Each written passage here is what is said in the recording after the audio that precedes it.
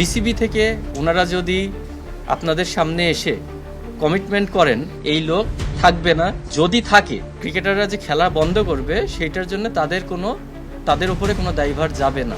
ত্রিমুখী সংকটে বাংলাদেশের cricket, IPL board, রাজনীতি আর সমর্থকদের বিভাজন। বাংলাদেশের ক্রিকেট এই মুহূর্তে দাঁড়িয়ে আছে এক জটিল সন্ধিক্ষণে, যেখানে তিনটি ভিন্ন প্রবাহ টান দিচ্ছে তিন দিকে। একদিকে মুস্তাফিজুর রহমানের আইপিএল যাত্রা নিয়ে অনিশ্চয়তা, অন্যদিকে বাংলাদেশ ক্রিকেট বোর্ডের ভিতরে অদৃশ্য ক্ষমতার দ্বন্দ্ব, আর তৃতীয় দিকে সমর্থকদের মধ্যেই তৈরি হওয়া তীব্র মতবিরোধ। সমর্থকদের একটি অংশ মনে করছেন কোনো ক্রিকেটারের ব্যক্তিগত সিদ্ধান্তে বিপিএল থেকে সরে দাঁড়ানো মেনে নেওয়া যায় না। অপর অংশের যুক্তি, ক্রিকেটাররাই খেলাটার মূল শক্তি, তাদের ইচ্ছা ও নিরাপত্তাকে উপেক্ষা করে ক্রিকেটের অগ্রগতি সম্ভব নয়।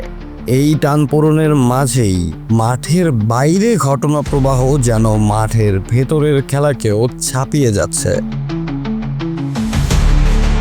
সিদ্ধান্ত, পাল্টা সিদ্ধান্ত আর অনিশ্চয়তায় বাংলাদেশের ক্রিকেট ক্রমেই হারাচ্ছে নিজের স্বাভাবিক ছন্দ। এরই মধ্যে ভারতে উগ্রবাদী হামলার প্রেক্ষাপটে নিরাপত্তার শঙ্কার কথা তুলে ধরে ভারতীয় ক্রিকেট নিয়ন্ত্রক বোর্ডের নির্দেশে মুস্তাফিজুর রহমানকে আইপিএল থেকে প্রত্যাহার করে নেয় কলকাতা নাইট রাইডার্স।